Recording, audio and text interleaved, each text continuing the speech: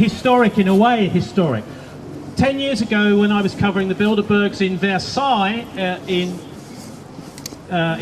France, in Paris, we had about 5 or 6 of us, and it's just wonderful to see how this movement for truth and exposing criminal activity going on right across the NATO countries and other parts of the world, but particularly NATO is up there. It's great to see you all. Please give yourselves all a round of applause just for being here, please. Thank you. First, okay, a little bit about me. First of all, I started my life in aviation, a family business, and then I worked as a journalist for about 3 or 4 years, and a researcher and a reporter at the BBC. I worked at Great London Radio for a while when it was good, before it became BBC for London. I noticed they elbowed out Danny Baker recently, which is absolutely disgusting, and it's the kind of thing that the BBC seems to do nowadays. People who raise our spirits are lowered in the BBC. But anyway, then I went on to do land rights activism, but after the BBC, when I came across these guys, alarm bells rang. And alarm bells rang for one main reason, and that's because I discovered the first chairman, Prince Bernhard of the Netherlands, that's from 1954 up into the mid-1970s, had been an SS officer before World War II. He joined the SS. So Bilderberg in its first 20 years was being chaired by a former SS officer. This immediately rang alarm bells for me, as I'm sure it does for many people who haven't been told that, and also other journalists. But what we've got up on the mountain there really is like a convention of Bond villains, all in the same room, all at the same time. Just think about one Bond film after another. That's what the atmosphere in these places is like. I spoke to the Greek finance minister who came out of the meeting. Of course, someone that wanted to come out now couldn't do it. He came out of the meeting, he said the atmosphere in there is toxic, and anyway, the cigarettes are too expensive. So he'd come out onto the streets of Paris to have a chat with us. And what happened afterwards to Greece? So the politicians who are in there don't believe that they're always happy about being there. I think the characteristics have changed a bit over the years. Anyway, they're darkening our world. It's almost like a load of cloud coming across. Today the cloud's shining because we're here.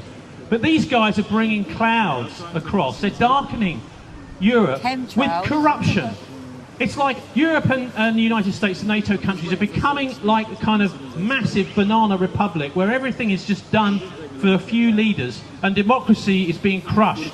They're capturing our main political parties with money, with donations. Now I actually think, as in some other countries, what we need to do is make sure that political parties, if they get our vote, with that comes some cash to fund them, that they don't get influence from outside, from private business and banking to do what they want, but to do what we want. If we vote, some cash should come to whatever the party is that's standing, if a party's standing. We've got to take the money out of politics, not just here. Another thing, when we heard that this meeting was going to take place, there's now a whole bunch of people out there around the world who look into, and particularly Charlie and Giorgio, that discovered that this meeting was taking place here.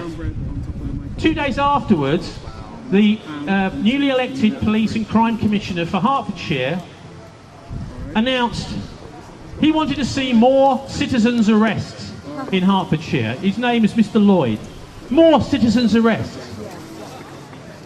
Maybe he was talking to us. Because criminality is massive up on the hill.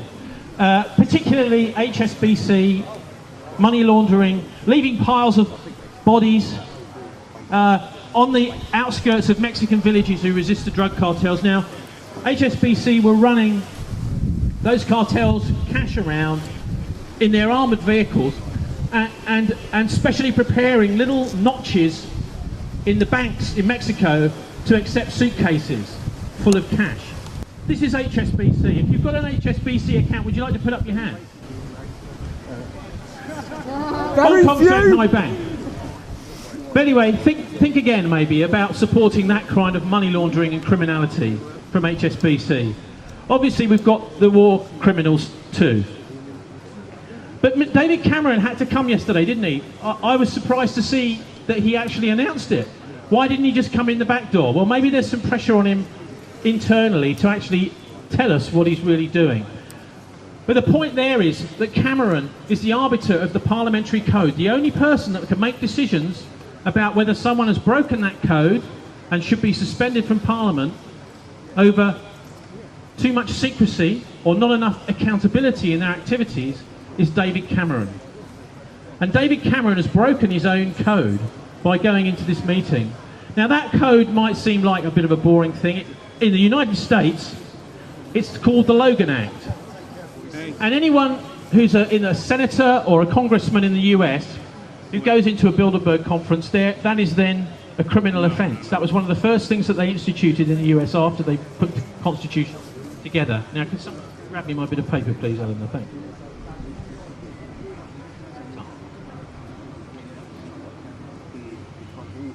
Marcus Agius from the BBC, married to the daughter of Evelyn de Rothschild, lives just over the hill. This is Rothschild country, isn't it? Rothschildshire, Hertfordshire is known as. Marcus Agius had to leave the BBC end of last year because he was a Bilderberger, but most importantly because he was implicated in the LIBOR scandal. And this is a scandal, a massive fraud of everybody that is buying pensions right across Europe and particularly here in the UK, but other parts of the world. But it was based in London. And the main LIBOR criminal was a guy called Rain Man, a guy called Tom Hayes. But he was called Rain Man because he was a bit socially inept. Now, he was the broker that did all these crimes. The fact of the matter is he's still in Britain, even though he's wanted in the States, because apparently he's talking to the police about the real criminals. That is, these people who hired him. They knew exactly what was going on. One change of job, when he was hired by UBS Bank, in his bank account he got $3 million just as a signing fee in one day. Tom Hayes. Check him out, the Rain Man. We may be seeing more from him in the future. I know he's worried because much has come out about all the stuff he's told the Met about the criminality of the top bankers. And his girlfriend has started tweeting a couple of weeks ago a bit about how nervous he is. So see if you can find Tom and interview him about the real crimes. Don't just leave him to the Met. We can't necessarily trust that to then go through the system and for there to be prosecutions. But why do I mention the BBC and Marcus Agius? Because we have a dearth of investigative journalism in this country. I mean, I'm not prepared to just apply for a job if it's there. I just get on and do it anyway and then try and sell the work. But does anyone here remember somebody called Roger Cook from the Cook Report? The Cook Report was actually, we used to watch it. You know, British people, it's the most popular current affairs programme ever on British television. And 10 million viewers a week would tune in to watch Roger Cook. Roger would have made mincemeat of these guys if he'd have known about them at the time. Roger Cook was taken out by, let me hear you. David Cameron! No.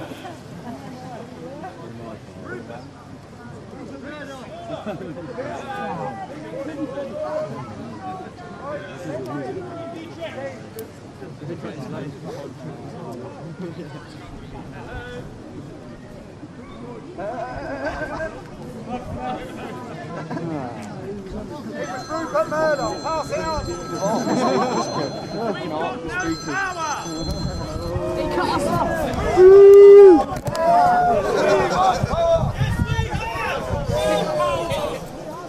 The generator may have run out of petrol. If anyone's got a 5p for it, they're just going to go and sort it.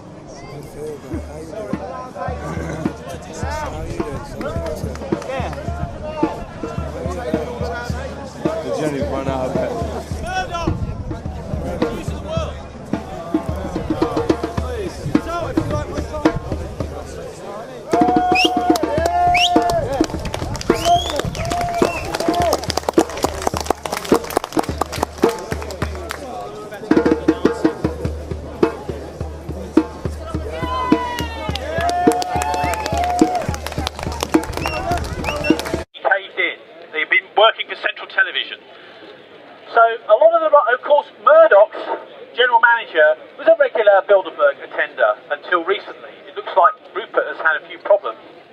you know, but it's a bit difficult for him to attend.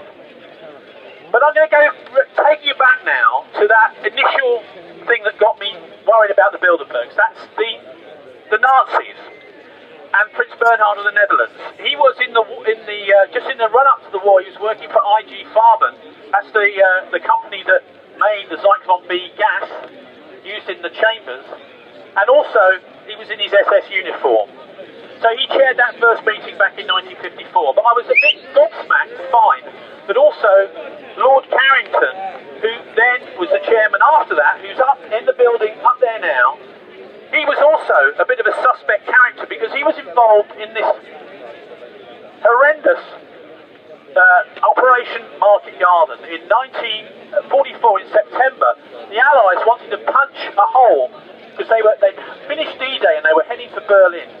And Carrington was involved in that too. Bernhard, by that time, was being trusted by the British, believe it or not, the British Army had Bernhard, this ex-SS soldier. I'm not sure if they knew he'd been in the SS, but his credentials were signed in to the top of the war effort, and there's pictures of him with Monty looking at the plans for this operation. So there's obviously a suspicion that he was really, in fact, still a German agent, a Nazi agent, at the time when this big operation was taking place, peering over Monty's shoulder. The whole operation was filmed by Cornelius Ryan in a film, A Bridge Too Far, and there's an incident in there where these British troops at Arnhem are literally dying, hanging on by their fingernails. A few of them left at the final bridge, and the penultimate bridge, the British soldiers come across because the Americans have taken the bridge for them, losing half of their men as casualties. They get the penultimate bridge. Carrington comes across in his tank, Sherman Lend-Lease tank, and then he stops. And if anyone's seen A Bridge Too Far, you'll see there's a confrontation between him, the guy who's playing him in the film, and Robert Redford, who's playing the American paratrooper. And he says, well, what are you doing sitting around? Your guys are dying. In 3 hours' time, the bridge is going to be overrun. But Carrington sits in his tank for 17 hours, even though we now know there's nothing apart from a few security pickets with rifles between them and Arnhem. For 17 hours he does absolutely nothing. Now the effect of this is not only do the British troops die at Arnhem, but there's loads of others surrounded near Arnhem in a place called, you might have heard of, if you've looked into the Bilderberg, called Oosterbeek. This is a suburb of Arnhem. And the British troops were surrounded for about 4 or 5 days, being massacred by the Germans. And the Germans even nicknamed it the Hexing Kessel, the Witch's Cauldron. There's so many British paratroopers were being massacred in that little section. Now, Carrington was implicated in that because he didn't go down the road, sat around for 17 hours in a tank when he could have relieved these paratroopers. But also, Prince Bernhard chose that as the exact same place to have the first Bilderberg meeting 10 years afterwards. The Witch's Cauldron. Now, if you haven't seen the film A Bridge Too Far, you'll probably be watching it with different eyes now when you see that incident with Robert Redford in the film. So, that was essentially, many people look at this, I certainly look at it, as a way of keeping the war going a bit longer. So that the Nazis had the chance to do what Hitler wanted them to do, which was to bury their treasure. They needed an extra 6 months to get all the loot from Europe out of Germany and into places like South America, Paraguay, to Argentina, some of it to Indonesia, and obviously quite a lot to Switzerland and other places. But they needed that extra time, and Carrington gave them that time. So this is one of the reasons I think this is really, you know, Carrington, I always thought of a sort of nice fluffy guy, but why did he sit in that tank? He won't answer questions. We've asked him to come on the radio and talk about it. He won't come and talk about it. Doesn't reply to letters, but someone who does talk about it is a guy called T. Moffat Morris. He's still alive. He was one of the American paratroopers that took the bridge. And he said he went over to Carrington in his tank, and he said, I cocked my Tommy gun, and I pointed at Carrington's head, and I said, get down that blankety-blank road now, before I blow your blank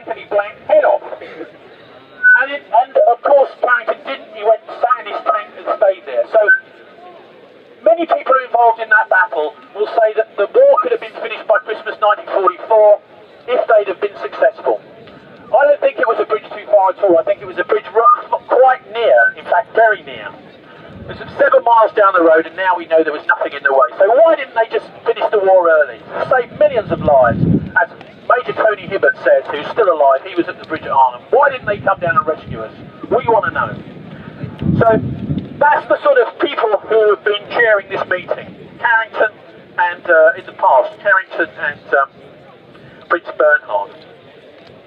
The book, which explains what happened to that Nazi loot, is called Martin Bormann, Nazi in Exile. He was Hitler's deputy, and he went off over to South America. A lot of people think he died after the war. He didn't. And he set up 750 corporations over in South America, using those corporations, I think now, as Hitler used tank divisions, and as other people have in the past used armies, those banks and corporations are being used to take over in a similar sort of way to they were in the past. And that's essentially what I think we're dealing with when we're dealing with these guys, is a takeover. It's hostile takeover. They're buying things up like never before. So they're a pretty crooked bunch, in my view. Now, it's all a little bit dark, some of this stuff, of course, so it's important that we got the sun out today, and also that we're all able to make new friends and meet up with old acquaintances. Because there is a fantastic future for us all, in fact. Many people are understanding that the money system is not working. It certainly doesn't serve us.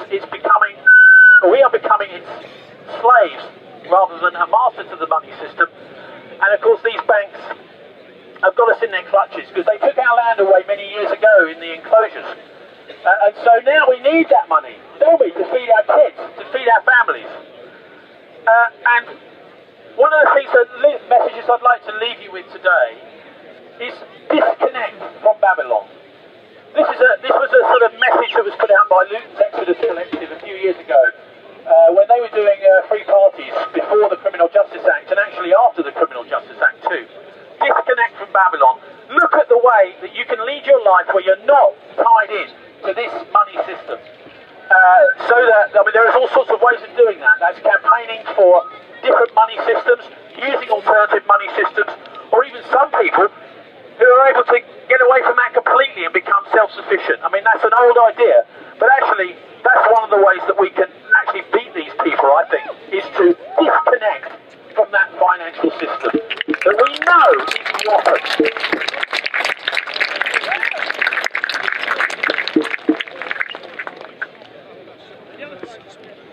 Hello? The other thing is, I always make references to books like The Hobbit and The Lord of the Rings, because I think we are rather like those little hobbits. We haven't got the army to go and take these people, or whatever.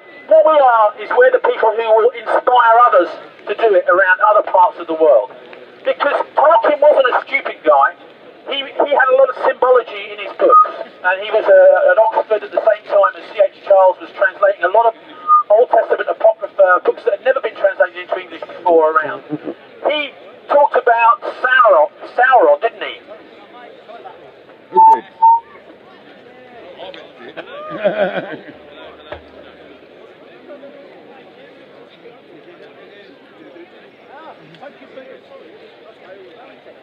No, someone's just switched it off again, apparently.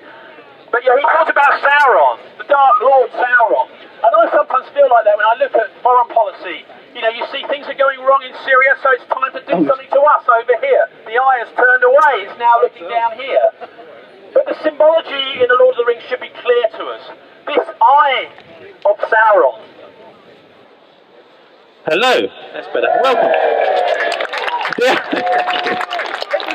The eye of Sauron. Thanks for the petrol, guys. Thanks, Mr. Rockefeller, sorting that out, maybe. The eye of Sauron is a symbol for the Illuminati. People may think, oh, the Illuminati is a silly thing. A lot of people here I don't think do. If you look into the history of it, John Robison, who was the secretary of the Royal Society in Edinburgh back in the late 1700s, wrote a fascinating book about it. I would definitely recommend you read it. It's very well written. And he explains it was like the MP's expenses scandal of its day. Who are these guys? What are they trying to do to us? Well, it's a massive sleeper cell. That's what he said. Robeson was the inventor, amongst other things, of the the siren, a steam-powered thing that screamed out down the ages to us. And so have a look at that. There's also Abbe Barruel wrote a very good book on the Illuminati of the late 1700s. Their objective was to control politics, to control our minds, and to control religion, to control our hearts. And it was a totally evil system based on the old Jesuit system, which had been very successful, but they decided to use it for their own private and personal gain. The other symbol in the Lord of the Rings is the white hand of Saruman. Now, he's the guy, isn't he? He should be one of us. We thought he was on our side. But then we found out, no, he was on the bad guy's side. The symbology there is the white hand. Now, if anyone knows anything about Freemasonry, they'll know that they love to wear their little white gloves in their little Freemasonic lodges. The white hand of Saruman, the white hand of the traitor to mankind. So I'll leave you with some of those thoughts, because Freemasonry is definitely connected here, right?